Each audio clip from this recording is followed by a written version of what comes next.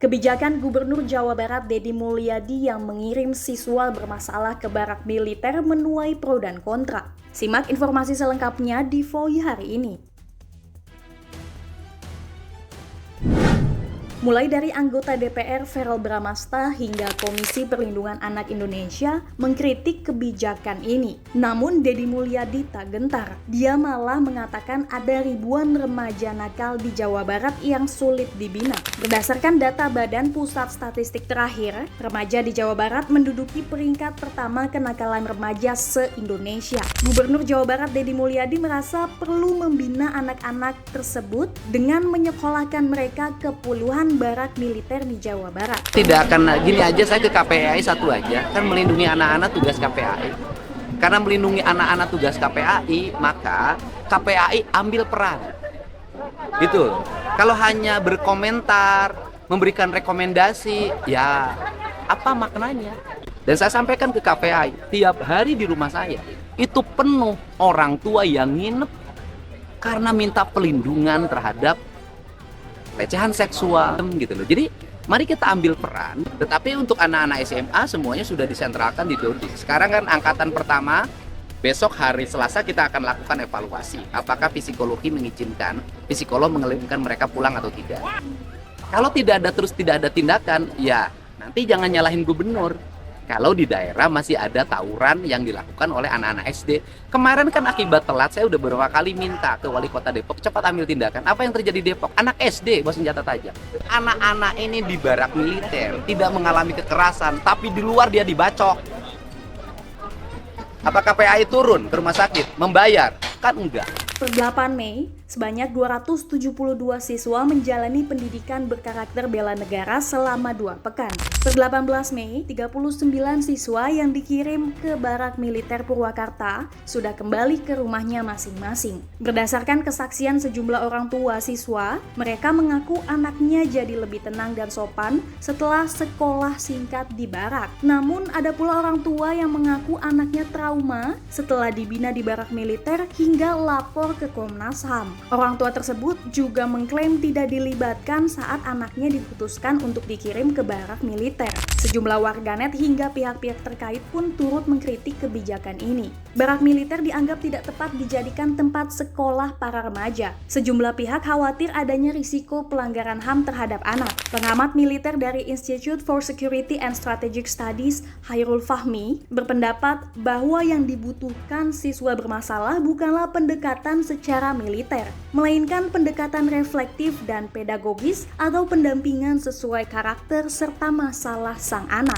Menurutnya, pendekatan militer diperlukan bila kenakalan remaja tersebut dianggap sebagai suatu ancaman keamanan negara. Sementara itu, psikolog anak Intan Erlita menyarankan perlu dibuat level kenakalan anak, sehingga tidak semua siswa yang dianggap nakal oleh sekolah dikirim ke barak. Harus dilihat level nakalnya seperti apa. Misalnya menyontek. Apakah level menyontek ini harus dikirim ke barak militer? Ini yang sebenarnya perlu dipikirkan lagi. Untuk kasus-kasus seperti ini, misalnya tawuran atau bullying dan lain sebagainya, boleh saja dikirim ke barak militer. Karena artinya mereka memiliki masalah dengan karakter. Namun ingat, pembentukan karakter itu tidak bisa instan. Anak yang dikirim ke sana, harapannya bukan sebagai tempat anak nakal, tapi mengubah anak yang karakternya salah, begitu keluar memiliki karakter yang lebih baik karena pada dasarnya anak nakal adalah anak pintar yang tidak tertangani dengan baik, kata psikolog Intan kepada voi.id. Senada dengan psikolog Intan, pengamat pendidikan sekaligus Direktur Rumah Literasi 45 Andreas Tamba merasa perlu adanya pembinaan khusus bagi anak-anak nakal yang sudah tidak bisa dibina lagi oleh sekolah dan orang tua. Namun menurutnya, tetap harus ada persetujuan orang tua, pendampingan psikolog, serta jangan sampai merebut hak-hak anak dan anak dilabeli sebagai anak nakal setelah keluar dari barak. Tahun 2023 itu terjadi lonjakan karena ini tercatat di seluruh Indonesia itu ada 3.547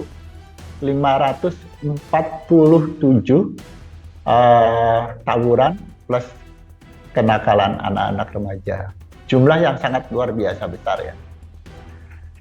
Dan korban yang meninggal saya belum dapatkan angkanya, tetapi terjadi 136 kasus kekerasan di sekolah sepanjang tahun 2023. Dan ternyata pada tahun itu ada 19 orang yang meninggal. Berlanjut ke tahun 2024, ini catatan dari Polda Metro Jaya mencatat ada 111 kasus tawuran dalam 3 bulan terakhir. Ini di DKI ya. 3 bulan terakhir itu terjadi 111 kasus. Itu di DKI. Dan di Bekasi sendiri itu ada 7 pelajar terjebur di sungai dan akhirnya tewas. 7 pelajar. Diduga ini adalah karena takut atau menghindar dari tawuran pelajar. Lalu di tahun 2025, periode Januari sampai dengan Februari 2025, berdasarkan data dari Elektronik Manajemen Penyidikan Pusiknas Bareskrim Polri, itu terjadi beberapa kasus tawuran dan kenakalan remaja yang terdapat di sana ada 437 anak harus berurusan dengan hukum. Jumlah yang sangat luar biasa besar, itu dalam kurun waktu 2 bulan. Nah, lalu kalau di peringkat tawuran pelajar dan kenakalan anak-anak remaja, justru Jawa Barat peringkat 1. Tingkat 2 Sumatera Utara, peringkat 3 itu Maluku, peringkat 4 NTT, dan peringkat 5 itu DKI Jakarta. Ini data dari BPS. Banyak rekan-rekan guru yang mengatakan, ya untuk apa kita mendisiplinkan anak, untuk apa kita bertindak tegas, yang pada akhirnya masyarakat memperkarakannya melalui jalur hukum. Banyak guru yang dipolisikan, banyak guru yang dipidanakan. Sehingga banyak rekan-rekan guru yang akhirnya apatis. Untuk apa saya mendisiplinkan yang pada akhirnya saya harus masuk penjara? Nah, ini kan ironi ya.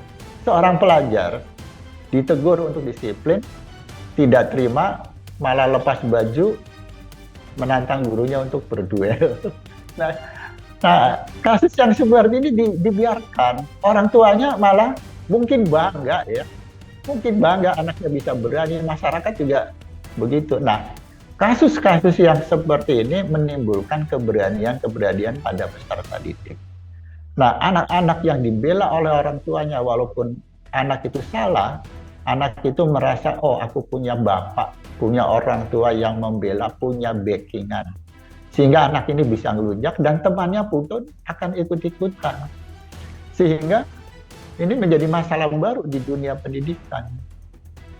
Seorang guru, kepala sekolah, dan lainnya mendapat perlawanan yang tidak baik dari peserta didiknya. Dan masyarakat juga melakukan hal itu. Jadi pihak yang paling bertanggung jawab ya memang Pemda. Kalau menurut kacamata saya ya. Karena sekolah juga nggak punya kemampuan itu. Polisi juga hanya menangani kasus hukumnya. Selama ada kasus hukum, polisi akan turun tangan. Dalam setiap hari atau kesehariannya, mereka ini melakukan tindak kekerasan, siapa yang akan melindungi anak-anak yang baik atau melerai kejadian seperti ini? Beberapa kasus yang muncul di media massa atau media online, saat terjadi kasus justru saya melihat jarang sekali kita menemukan adanya aparat keamanan yang siap siaga. Saya ingat betul dulu waktu saya remaja atau beberapa puluh tahun yang lalu, polisi di setiap lampu merah, setiap perempatan itu dari pagi sampai malam loh. Banyak petugas. Bahkan kalau malam keliling, pakai motor, pakai mobil, saat ini saya lihat itu jarang saya menemukan. Dan kasus yang di Pasar Rebo, seorang SMA dicelurit di depan banyak pihak, tidak ada yang menolong, tidak ada petugas. Nah ini kan menjadi suatu hal yang memprihatinkan. Ya, kembali pertanyaan saya tadi, siapa yang harus bertanggung jawab terhadap kenakalan ini, lalu siapa yang membina? Nah Pak Dedi dengan segala risikonya, saya bukan memuji, tapi saya selaku praktisi, karena saya sebagai relawan anak jalanan tahun 90 sampai tahun 2000, cukup membuat saya prihatin dalam kondisi yang seperti ini. Tahun 2000 sampai 2010, saya menjadi relawan ODGJ. Jadi saya tahu persis apa yang terjadi di jalan di tengah-tengah masyarakat. Tidak ada yang bersedia, lembaga-lembaga tidak ada yang bersedia menampung, melakukan pembinaan tidak ada. Nah ini saya menemukan seorang gubernur yang dengan berani melakukan tindakan atau kebijakan yang demikian. Terkait kebijakannya Gubernur Jawa Barat, saya bukan mau mendukung Pak Dedi, tapi ini adalah keberanian seorang gubernur merasa bertanggung jawab atas masa depan anak-anak kita. Orang yang selama ini mengatasnamakan dirinya sebagai pelindung dan lain sebagainya terhadap anak-anak sudah melakukan apa? Karena sekolah juga nggak mampu melakukan itu. Nah sekarang ada gubernur yang mengambil kebijakan seperti ini. Saya juga sebetulnya pengen menjadi pendamping kebijakan ini. Karena apa? Kebijakan ini jangan sampai nantinya unsur-unsur pedagogisnya, psikologisnya di barak itu hilang. Dan masa bermainnya atau waktu bermainnya anak juga hilang. Itu jangan sampai hilang. Ada 3 hal yang menurut saya jangan sampai hilang. Yang pertama unsur pedagogisnya, unsur psikologisnya, dan dunia anak itu jangan sampai hilang. Tetapi dari tayangan YouTube, saya juga punya optimisme bahwa ini akan baik. Ya, karena saya lihat anak-anaknya begitu ceria, anaknya begitu antusias, orang tuanya juga menyaksikan langsung, orang tua menyaksikan langsung. Jadi dalam hal ini pendidikan ini bukan tertutup, siapapun boleh masuk. Nah, saran saya atau saya mengajak begini, teman-teman pemerhati ataupun pelindung lembaga-lembaga yang melindungi anak, ayo bersama-sama. Ini sebagai semacam pilot project. Kalau memang ini berhasil, ya anak itu di barak tanpa kehilangan 3 unsur tadi, saya pikir itu bagus. Ya, karena nanti karakternya juga akan terbentuk. Kita berdampingan dengan gotong royong. Kita dampingi Gubernur Jawa Barat, sebagai psikolog juga harus mendampingi, sebagai pemerhati anak juga harus mendampingi, jangan sampai hak-hak anak juga hilang. Kalau suatu kebijakan kita selalu meributkan, kita cuma gaduh, tidak menyelesaikan masalah.